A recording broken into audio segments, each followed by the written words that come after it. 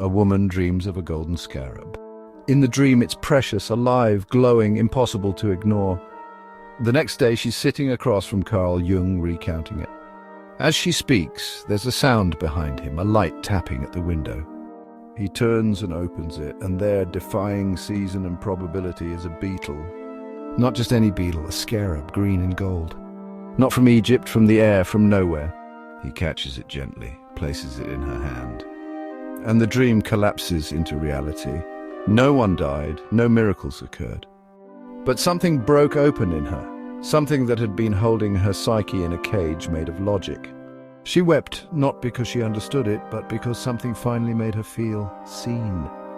Have you ever had a moment like that? A whisper from the world that felt too precise to be random? A song that played when you were thinking of someone? A stranger who told you what you needed to hear without knowing you at all? A dream you shrugged off until the thing from it happened? And you told yourself it's just coincidence because that's what we're taught to do. We're trained to trust what can be measured, to privilege facts, to dismiss feelings, to believe that anything meaningful must also be repeatable. And yet that scarab wasn't data, it wasn't proof, it was presence. Carl Jung would later say the chance that it would actually appear is small enough to make it remarkable. And yet it happened. That wasn't superstition, it was synchronicity, a meaningful coincidence without a causal explanation. And it wasn't an anomaly in Jung's life, it was a pattern. But here's what matters most. That moment wasn't for science, it was for her. For the woman who couldn't let go of control, who couldn't surrender her intellect enough to trust her instincts. Until that beetle shattered the wall between thought and meaning. How many times has life whispered to you like that? Not loud, not obvious, but just loud enough to notice. And you felt it in your chest, in your gut, in the part of you you spent years trying to silence. And then you buried it, you called it weird, you moved on, you called yourself rational. But what if that moment you dismissed was the scarab? What if that was the sign you asked for and didn't recognize? Carl Jung believed the unconscious never stops speaking, but it doesn't shout, it taps, it hints, it synchronizes. And the tragedy isn't that it goes silent. The tragedy is that we learn not to listen.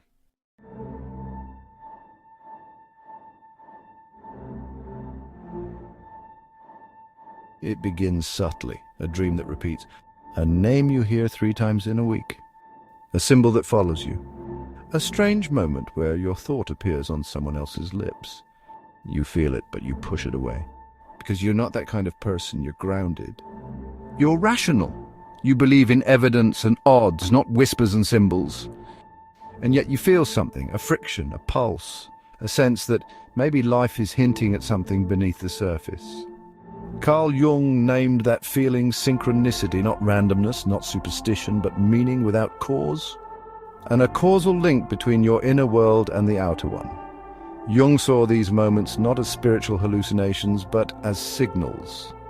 He believed the psyche is not sealed, it's porous. And sometimes when something within you is ripe for change, the world begins to mirror it. The physicist Wolfgang Pauli, famous for equations and quantum mechanics, once noticed a strange phenomenon. Every time he walked into a lab, something broke. Machines glitched, equipment failed. He became so notorious it was called the Pauli effect. And instead of laughing, he contacted Jung. Together, they explored the possibility that psyche and matter are not separate, but deeply entangled. That a dream about a scarab could in fact call a scarab to a window, not by magic, but by meaning, by resonance between what's emerging in you and what's appearing around you. They called it the unus mundus, the one world, where mind and matter speak in reflection, where your life is a mirror with 2 faces, and the world becomes most alive when you stop trying to explain it. Still, your mind resists, it whispers coincidence. It repeats bias, pattern-seeking, apophenia. And yes, those are real, but here's the paradox. If you are truly open to possibility, then you must be open to the possibility that something real is speaking in this language of the irrational. The heart has its reasons, said Pascal, which reason knows nothing of. Your rationality is not wrong, but it is incomplete. Because there is a kind of knowing that doesn't live in the brain. It lives in the spine, in the skin, in the chest. It's intuition, not as guesswork, but as perception via the unconscious, and you know it well. It's the part of you that recognizes the truth before you understand it. The part that tells you this isn't right, even when everything looks perfect. The part that says, turn around before anything happens. The part that remembers a dream long after logic tells you to forget it. And it's not fantasy, it's your first language before you learn to edit, suppress, and explain. It's what Jung called the self trying to get your attention, not through argument, through symbols, through numbers, animals, recurring images, through the rhythm of events. And when you feel it, you don't need proof. You just need to stop pretending you don't see it, because deep down you already do. Think back to the moment you ignored, the person you walked away from. The sign that made your skin tingle and you buried it. That wasn't chance, that was a message, and it's still waiting.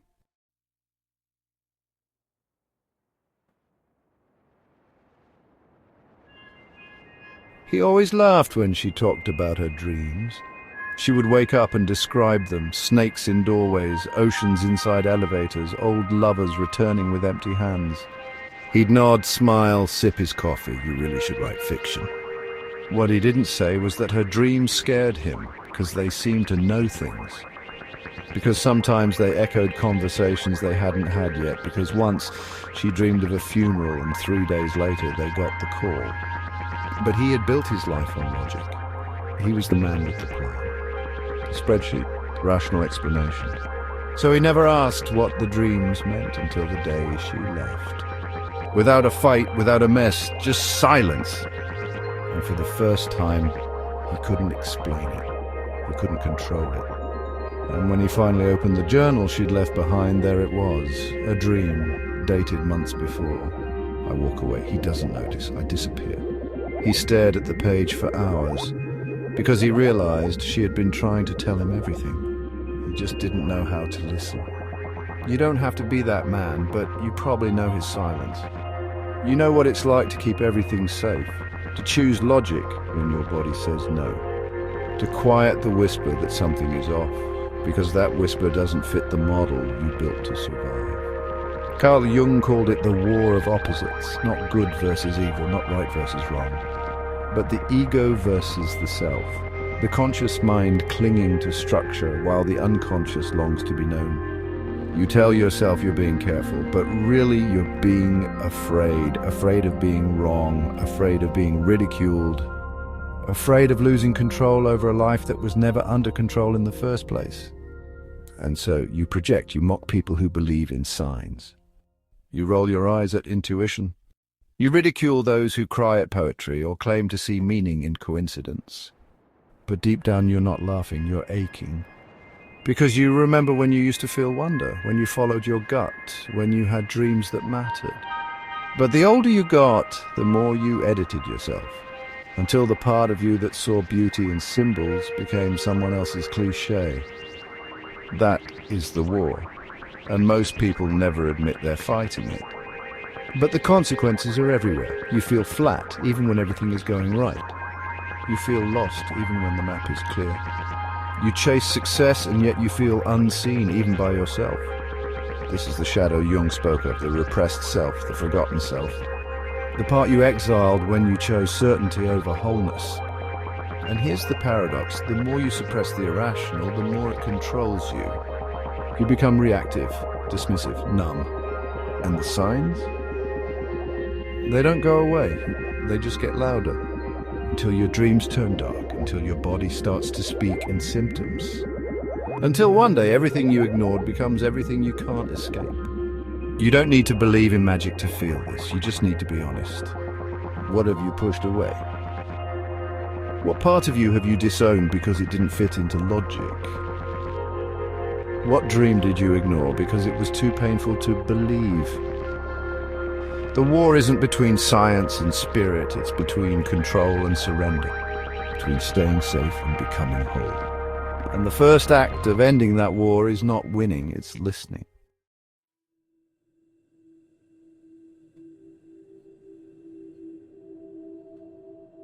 It doesn't always come with fire. Sometimes it comes with a silence you can't shake. You wake up one day and realize you've outgrown the life you're still living. The job that once made sense now makes you feel like a ghost. The relationship that once felt like home now echoes like a hallway. You tell yourself it's a phase, you double down. Work harder, push through.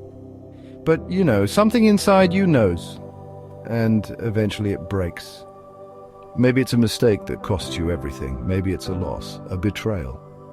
Or maybe it's just the slow suffocation of staying in a story that no longer fits, and you fall. You call it failure. Your friends call it burnout, but your soul calls it something else. It calls it nigredo, the blackening, the first stage of transformation in alchemical psychology. The part where everything dissolves, not because you did something wrong, but because the truth is finally refusing to hide. Carl Jung wrote about this stage, not as metaphor, but as a necessary process. He knew that before anything can be reborn, it must fall apart. Before light can emerge, the false self must burn. But the culture doesn't teach you that. It teaches you to fear breakdown, to shame yourself when you feel lost, to interpret every unraveling as weakness, so you hide it. You try to patch the cracks with certainty. You reach for coping mechanisms that dull but never heal. And the signs, those strange persistent echoes, start showing up again. A dream that returns with sharper edges. A phrase you overhear that lands like a private message. A coincidence too perfect to laugh away. And this time you don't laugh, you don't run. Because this time the pain has opened something. You've stopped pretending you're fine. And in that space of surrender you begin to hear something different. A whisper, not from the world, from you. The part of you that's been buried under performance and perfection. The part that knew all along that this collapse was not an end, but a beginning. Jung said, the cave you fear to enter holds the treasure you seek. But no one tells you how dark the cave can be, how quiet, how long it can take before anything glows. Still, you go in. And inside that cave, you start to see the signs again. Not as curiosities, but as companions. You remember the scarab, the beetle at the window, the coincidence that cracked a woman's armor. And you realize that wasn't a story about a bug. It was a story about you. You've had your own scarabs.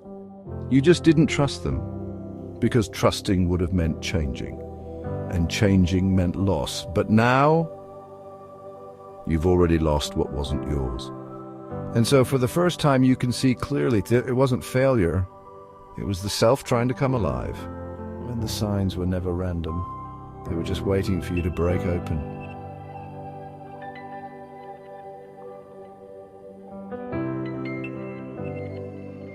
You don't find meaning like treasure. You recognize it like a place you've been before, but forgot how to return to. After the fall, after the unraveling, something quiet begins. It's not fireworks, it's a pattern. A dream you haven't had in years suddenly returns.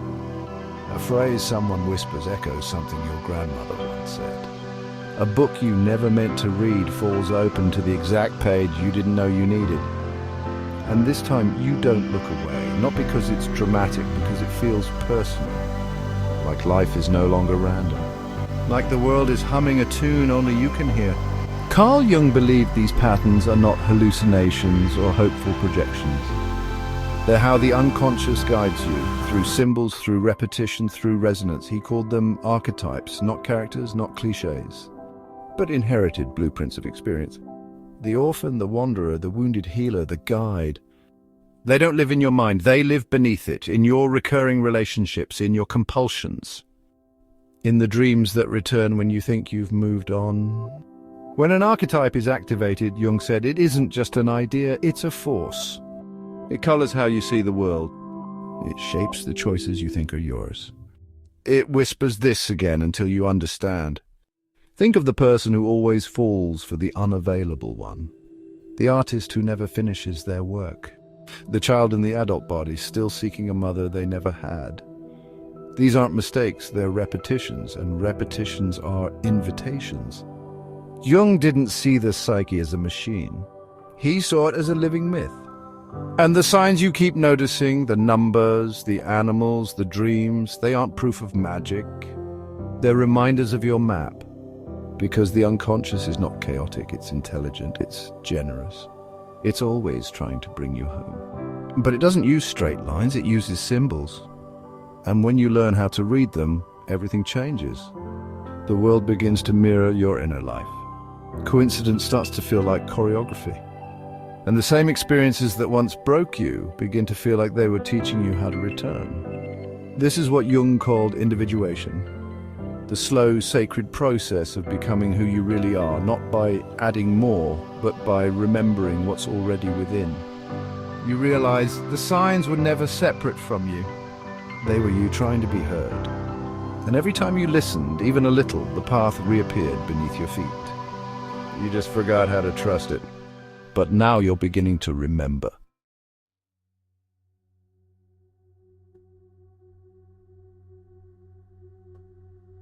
You don't know the exact moment it happens.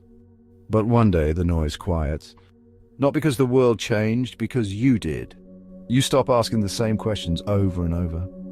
You stop needing every step to be justified with logic.